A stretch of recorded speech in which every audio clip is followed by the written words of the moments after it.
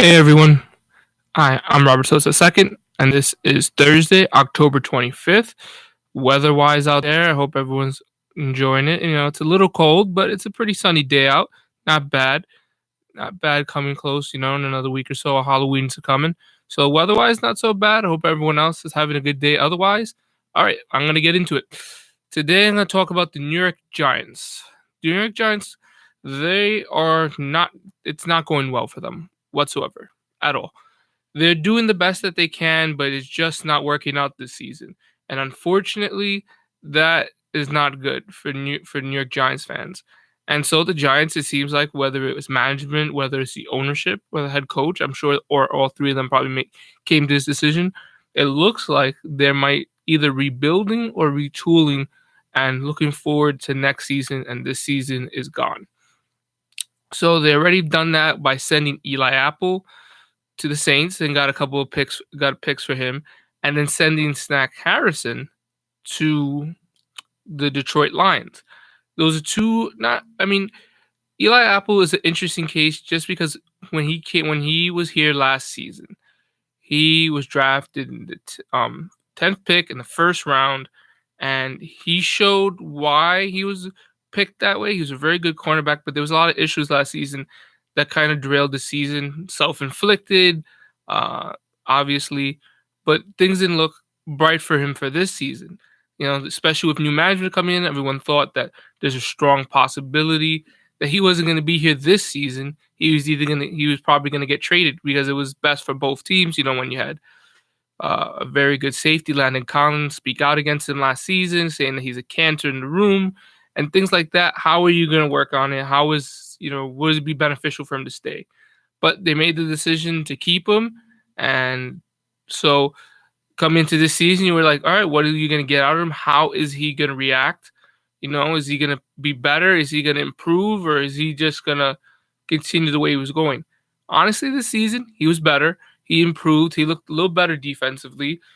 He's still young, still making some mistakes here or there, but he was a positive on that defensive team side for the Giants.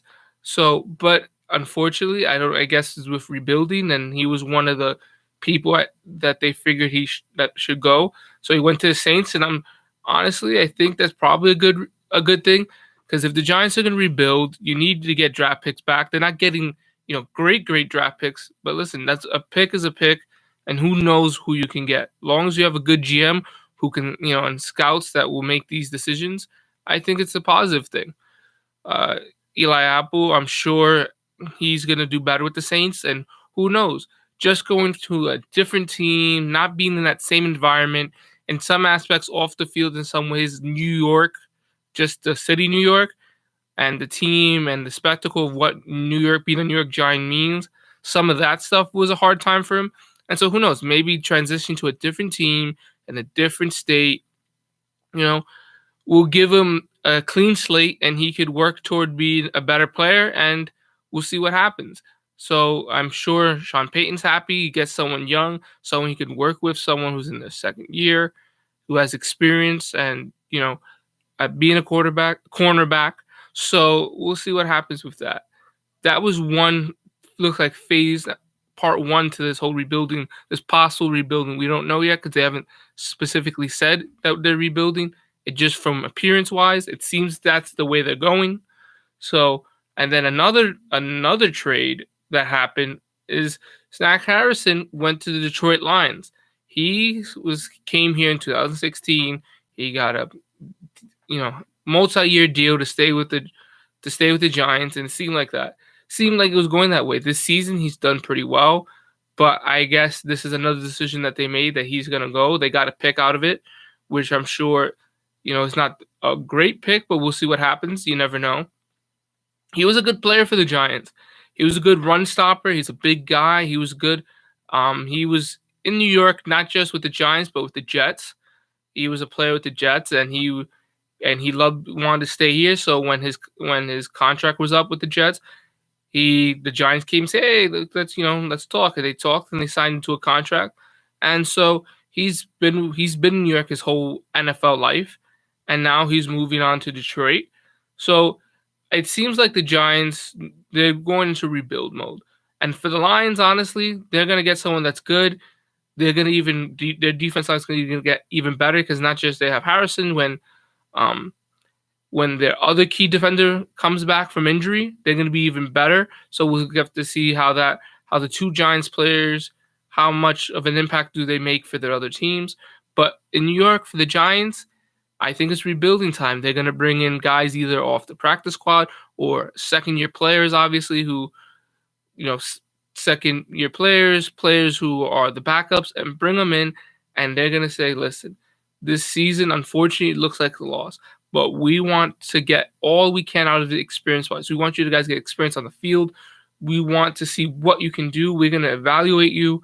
And at the end of this season, we will see what we have to do. But that's what it seems like what it's going for. Hopefully, I'm sure as a player for the Giants, everyone on that team is not thinking that way. They're saying, listen, we're 1-6, it's not looking good, but the division is still up for grabs. They have a divisional opponent coming up in the Redskins, so we'll see. They could still very well, I doubt it. It's not, the percentages are not in their favor, but they could still make the playoffs or a run at it. But as a Giants fan, or even as Giant ownership, do you really want that? Because then, first of all, it looks like, unfortunately, Eli Manning's not going to be back next year. Or if he is, it's this last year, and you don't have a really good quarterback. You went for a running back in this draft. Who knows what kind of quarterbacks are coming out in the next draft, and what quarterback would you get if you go into that draft? So the Giants, I don't know if they would want to go that way, but I'm sure the players feel that let's do this and let's try to make a run at it. And so the players will always, always try to make a run at things and always try to make the season to a postseason. But on the managing side, they're probably going to say, listen, we have to do what's best for the New York Giants. And that might be rebuilding, getting picks, getting a high pick this year with regards to them. If they keep losing, no one has a 1-6 record. So if they keep losing and just have 1-2 wins on the season, they might get the first overall pick this year. And unfortunately for Giants fans, I'm sure that's not what they want to hear, but it's the first round pick. If you get a really good quarterback in the draft, you get him and you see what happens. Or maybe you start working at offensive line, which that's another reason why the Giants are here at 1-6. Their offensive line is still terrible. I know that Ereck Flowers is gone. That was another thing that happened this season. He was just cut. And I know you brought in Solder thinking he was going to make things better, but it seems like he hasn't. It seems like he's regressing and he's getting older. So that contract that they signed into with the most money, that contract's just going to look worse and worse. But you never know. Maybe it's just coming from the Patriots to the Giants and certain things just happening, maybe in his personal life. We don't know.